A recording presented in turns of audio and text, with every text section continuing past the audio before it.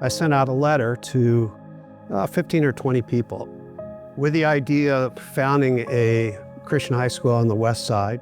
And we had our first meeting, and from that, it started a 2-year process. Yeah, I remember getting that letter, and it was an impactful letter because our family was deciding, do we want to stay here or not? And education is a big factor in whether you want to stay in Los Angeles or not. Are there good options? And so I remember getting that letter and saying, I want to be part of this conversation about this other option. At that very moment, I thought, well, this letter is going to be in the pile of reasons to stay. It actually became the main reason why we stayed in LA. We sent that invitation out, got the kids to bed, and we were ready. Coffee was ready, dessert was ready, and no one showed up. And it was then that I realized this is going to be an uphill march. And I, simultaneous to realizing it was going to be difficult, I realized it was going to be amazing because no one was about to take no for an answer, and no one did.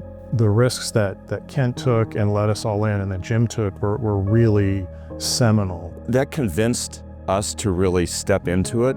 The fact that you were risking so much, both of you, was very convicting. One day Kent said, why are we not doing this? Let's pull the trigger. Who wants to be on board? Remember that? And here's Jim. I'm ready to go. I got a bell schedule. Hire me. And I thought, man, if he can make that commitment and leave the security of the public school where he is, I'm going to follow him. She was the perfect leader to come in and be the principal of the school because all the weaknesses that I have, she's super strong in those things. And so I learned to become a better educator, but also a better human being, because I had gaps in my own life that Joan had strengths in. And then David coming along and his entrepreneurial spirit, his marketing, his just enthusiasm, his faith coming in. And I think God put that together, I really do. Yep. We also were blessed with some really key founding families. And it's just not the courage of the leadership, it's the courage of those first families. Oh, yes. Just to show up. When we came up with that little phrase, thinking well, living well, I think we knew we had something at that point. We had everything in place except for a facility. So we started praying about it.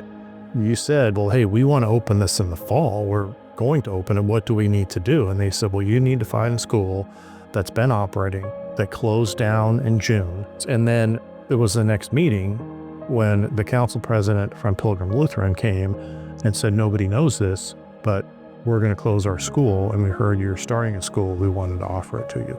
Nobody could believe it. I mean, I couldn't believe it. Yeah, it was just a miracle, truly a miracle.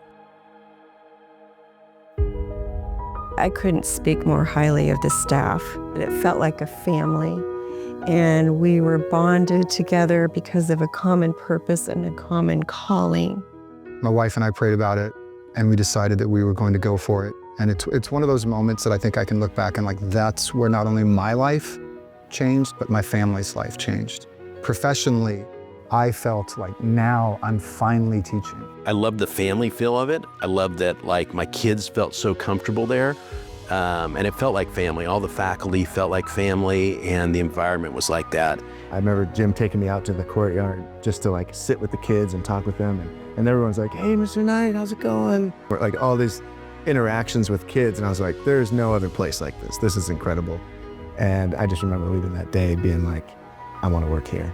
The whole person development, right, that has always been at the center of Pacifica is the thing that really makes it kind of different than anything I've been involved in before. When you see the impact of our school on these kids, it's really not hard to be courageous. I just think that's so important that there was such an emphasis on how to think and how to think for myself, because you can't really hold a belief unless you know why you believe it. And I think that just encourages people to leave, not just coming out as carbon copy clones of whatever the school wants them to be, but actually believing something. I think that's so valuable.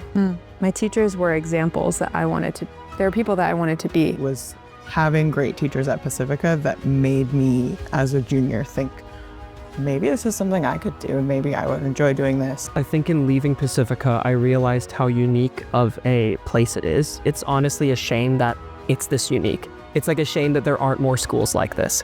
Because we know who we are and we're not changing, kind of foundational issues, it allows us to rethink how we might redo the science program or, launch a center for entrepreneurship and innovation or philosophy and theology.